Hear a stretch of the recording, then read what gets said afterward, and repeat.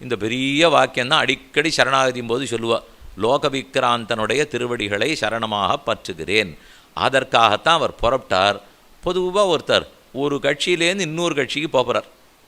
அடியன் வேறு எதையும் சொல்லலை, இங்கே ராவணன் கட்சியிலேருந்து ராமன் கட்சிக்கு போகிறத பற்றி சொல்லிட்டுருக்கேன். கிளம்பினவர் ஒரு வெள்ளக்கொடி அனுப்பிச்சு அங்கே நம்ம ஏற்றுப்பாளா இல்லையான்னு சமாதான தூதெல்லாம் விடணும் இல்லையா? அப்படி தானே நாடுலேருந்து நாடு போகிறவாள்லாம் பண்ணுவா. அதெல்லாம் இவர் ஒன்றுமே பண்ணவே இல்லையென்னால் அத்தனை விஸ்வாசம் ராமனிடத்தை நிச்சயமாக கைவிட்டு விடமாட்டார். விட்டுட்டார்னா என்ன பண்ணுறதுன்னு கேட்டீள்னு வச்சுங்க. அவரே விட்டுட்டார்னா போக வேண்டியதான்னு அர்த்தம். வேறு போக்கிடமே இல்லை. இவன் விட்டால் அவங்ககிட்ட போகலாம், இவன் விட்டால் அவங்ககிட்ட போகலாம். ராமனே விட்டுட்டார்னால் அப்புறம் எங்கேயும் போகிறதுக்கு இடம் இல்லை. அந்த தைரியம் அவனுக்கு. போனால் போவோம், நிச்சயம் விட மாட்டார்.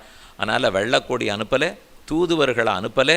அதே க்ஷணத்தில் முடிவெடுத்து தைரியமாக கிளம்பினா அந்த தைரியத்துக்கும் ஆபாச பந்துக்களை விட்டத்துக்கும் கிடைச்ச பட்டம்தான் ஸ்ரீமான். அந்தரிக்ஷகதா ஸ்ரீமான் ஆஜகாம முகூர்த்தேன எத்தர ராம சலக்ஷ்மணா. எங்கு ராமன் இருந்தானோ, லக்ஷ்மணனோடு கூடிய ராமன் எங்கு இருந்தானோ வேகமாக வந்தான்.